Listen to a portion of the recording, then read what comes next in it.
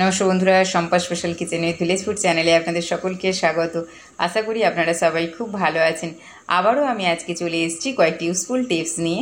বন্ধুরা, আমরা গৃহিণীরা তো সংসারের সমস্ত কাজ খুঁটিনাটি সব সময় করতেই থাকি, নিজেদের জন্য একটুকুও সময় রাখি না বন্ধুরা। কিন্তু কাজগুলো যদি আমরা বুদ্ধি খাটিয়ে টিপসের সাহায্যে করে নিই, তাহলে দেখা যাবে আমাদের সময়ও বেঁচে গেছে আর নিজেদেরও একটু বিশ্রামের সময় পাচ্ছি, আর সেই সঙ্গে অন্যান্য কোনো কাজ করারও সময় আমাদের থেকে যায়। তাই বন্ধুরা, ভিডিওটি শেষ পর্যন্ত দেখতে থাকুন। আর এই ধরনের নিত্য নতুন ভিডিও পেতে আমার এই চ্যানেলটিকে সাবস্ক্রাইব করবেন, লাইক করবেন আর বন্ধুদের সাথে অনেক অনেক শেয়ার করবেন। বন্ধুরা, এইরকম বাটিতেও আমাদের আইসক্রিম খাওয়ার জন্য ব্যবহৃত হয়। সেই সঙ্গে যদি আমরা কেউ টক দই খাই, তখন এইরকম বাটি ব্যবহার করা হয়। এই বাটির মধ্যে আমি নিয়ে নিলাম খানিকটা তুলো। এই তুলোর মধ্যে আমি দিয়ে দিচ্ছি বেশ খানিকটা উজালা। বন্ধুরা, এই উজালা তো আমাদের প্রত্যেকেরই বাড়িতে রয়েছে। সাদা জামা কাপড় কাচার পর উজালাটা না দিলে যেন একদমই ভালো লাগে না। তাই বন্ধুরা, সেই উজালা আমি বেশ খানিকটা তুলোর মধ্যে নিয়ে নিলাম। বন্ধুরা, অনেক সময় হয় কি যে যখন আমাদের কোনো কিছুতে টিপসই দেওয়ার প্রয়োজন হয়, তখন আমাদের কালি হাতের কাছে থাকে না, যে কারণে খুবই সমস্যায় পড়তে হয়। কোথায় কার কাছে রয়েছে তখন আমাদের খোঁজাখুঁজি করতে হয়। কিন্তু আমরা এইভাবে যদি একটা কালির প্যাড বানিয়ে নিতে পারি, তাহলে দেখা যাবে আর আমাদের কখনো কোথাও ছুটে যেতে হচ্ছে না কারোর কাছে, আর কাজটাও আমাদের খুব তাড়াতাড়ি হয়ে যাচ্ছে। বন্ধুরা, এখানে আমি দুটো পেঁয়াজ নিয়েছি। আমরা যখনই পেঁয়াজ কাটতে যাই, কি হয় না, পেঁয়াজের ঝাঁঝটা আমাদের চোখে এসে লাগে আর তখনই আমাদের চোখ থেকে জল এসে যায়। কিন্তু বন্ধুরা, যদি আপনারা এই রকম একটা ছোট্ট টিপস ইউজ করেন, তাহলে দেখবেন আর কোনো রকমভাবে চোখে মুখে ঝাঁঝ লাগছে না আর আমাদের চোখ থেকেও জল আসছে না। দেখুন, আমি পেঁয়াজের মুখটা কেটে নিচ্ছি আর পেঁয়াজের পিছন দিকটা কেটে নিচ্ছি। এইভাবে কেটে নেওয়ার পর আমি এটাকে বেশ খানিকক্ষণ জলের মধ্যে ডুবিয়ে দেব। এর ফলে কি দেখা যাবে না, পেঁয়াজের যে ঝাঁঝগুলো রয়েছে সেটা জলের মধ্যে চলে যাবে। আর পেঁয়াজগুলো আমরা যখনই কাটবো তখন দেখা যাবে আর আমাদের চোখে মুখে ঝাঁঝ লাগছে না। বন্ধুরা, আমরা যারা নতুন গৃহিণীরা আছি তাদের তো ভীষণ অসুবিধা হয়। এই রকম পেঁয়াজের কাটতে গিয়ে যদি কোনো রকমভাবে পেঁয়াজের ঝাঁঝটা চোখে যায়, তাহলে খুবই অসুবিধার মধ্যে পড়তে হয়। তাই বন্ধুরা, এই ছোট্ট টিপসটি ফলো করবেন। আশা করি আপনাদের এই টিপসটি খুবই কাজে লাগবে।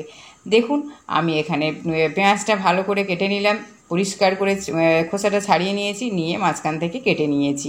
এইভাবে আমি আরও একটি পেঁয়াজ কেটে নেব। দেখুন, আমি মাঝখান থেকে প্রথমে কেটে নিচ্ছি, নিয়ে এবার আস্তে আস্তে পেঁয়াজের খোসাটা ভালো করে ছাড়িয়ে দিচ্ছি। জলের মধ্যে ভিজিয়ে রাখলে পেঁয়াজের খোসাটাও খুব সহজেই ছেড়ে যাবে। দেখতেই পেলেন আমি কত সহজেই সেকেন্ডের মধ্যে পেঁয়াজের খোসাটা ছাড়িয়ে ফেললাম। তাহলে বন্ধুরা, ছোট্ট টিপসটি আশা করি আপনাদের খুবই কাজে লাগবে। চলে যাচ্ছি পরের টিপসে। বন্ধুরা, এইরকম দুধ আমরা যখন ফুটিয়ে রেখে দিই, বেশ কিছুক্ষণ সময় চলে যাওয়ার পর আমাদের মাঝে মাঝে মনে হয় দুধটা খারাপ হয়ে যাচ্ছে না তো, এইরকম একটা খটকা মনে বারবার উকি দেয়।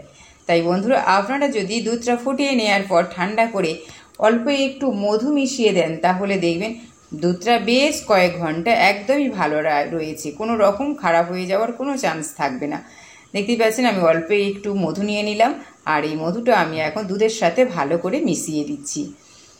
এবার আমি এটাকে ঢাকা দিয়ে রেখে দেব। দেখুন, আমি দুধের মধ্যে ভালো করে মধুটা মিশিয়ে নিলাম। আশা করি টিপসটা আপনাদের খুবই কাজে আসবে। চলে যাচ্ছি পরের টিপসে। বন্ধুরা, এইরকম ছুরি কাঁচি যখন আমাদের ধার কমে যায়, ভীষণ অসুবিধার মধ্যে পড়তে হয়। এই ছুরি কাঁচিগুলোকে নিয়ে বাজারে গিয়ে ছুটোছুটি করতে হয়, গিয়ে ধার করানোর জন্য।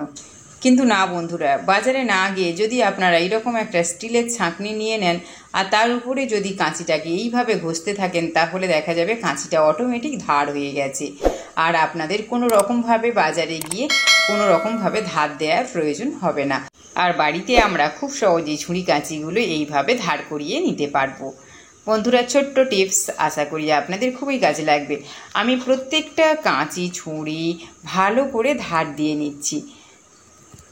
ভিডিওটি ভালো লাগলে একটা লাইক করে দেবেন। দেখুন, আমি প্রত্যেকটা ছুরি কাঁচি ভালো করে ধার করিয়ে নিলাম, শুধুমাত্র একটি চা ছাঁকনির সাহায্যে। চলে যাচ্ছি পরের টিপসে।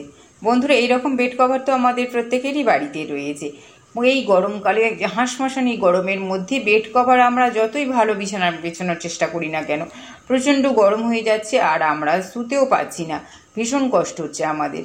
কিন্তু বন্ধুরা এই একটা ছোট্ট টিপস যদি আপনারা ফলো করেন তাহলে আপনারা সারা রাত একদম নিশ্চিন্তে ঘুমোবেন, কোনো রকম কোনো গরমও হবে না, আর আপনাদের শুধু শুধু আর কষ্টও পেতে হবে না গরমের মধ্যে।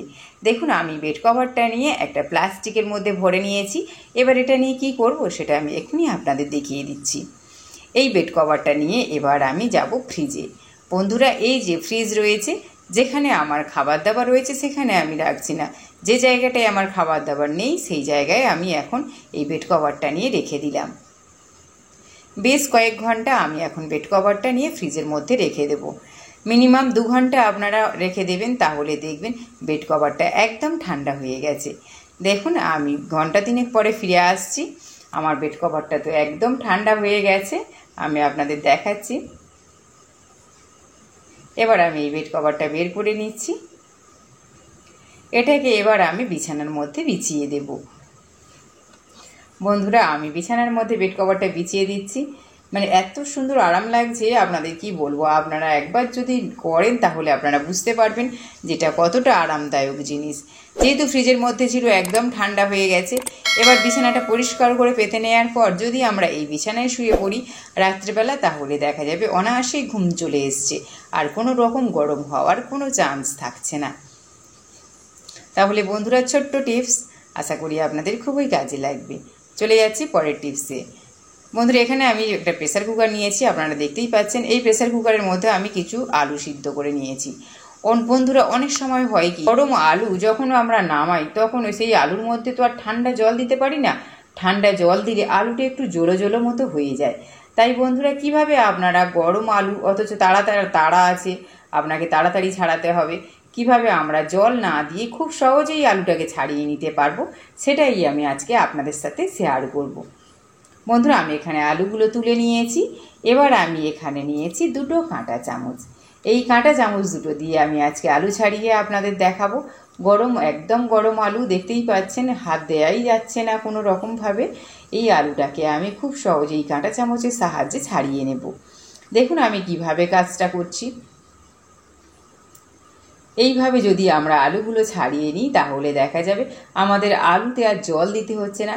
আর ঠান্ডা জল দেওয়ার কারণে আলুটা তো জলো হবেই, একদমই খাওয়া যাবে না, খেতে একটুকুও ভালো লাগবে না। তাই বন্ধুরা এইভাবে আপনারা খুব সহজেই আলুর খোসাগুলো ছাড়িয়ে নিতে পারেন। দেখুন আমি প্রত্যেকটা আলুর খোসা একইভাবে ছাড়িয়ে নেব, যাতে কোনো রকমভাবে অসুবিধা না হয়। দেখুন আরও 1 পিস আলু আমার ছাড়ানো হয়ে গেল। এইভাবে আমি প্রত্যেকটা আলু ছাড়িয়ে নেব। ছোট্ট একটা টিপস, আশা করি আপনাদের খুবই কাজে লাগবে। আর তাড়াহুড়োর সময় তো কোনো কথাই নেই, এই রকমভাবে যদি আপনারা আলুটা ছাড়িয়ে নেন তাহলে দেখবেন কোনো রকম জল দেওয়ার প্রয়োজন হচ্ছে না, খুব সহজেই আলুটা ছাড়ানো হয়ে যাচ্ছে। আর আপনারা সেই আলুটা মাখিয়ে কোনো রকমভাবে একটা ছোট্ট টিফিন করে নিতে পারবেন। দেখুন একইভাবে আমি প্রত্যেকটা আলু ছাড়িয়ে নেব। ভালো লাগলে লাইক করে দেবেন, আর অবশ্যই আপনারা সাবস্ক্রাইবটা করে রাখবেন। ভিডিওটি শেষ পর্যন্ত দেখার জন্য ধন্যবাদ।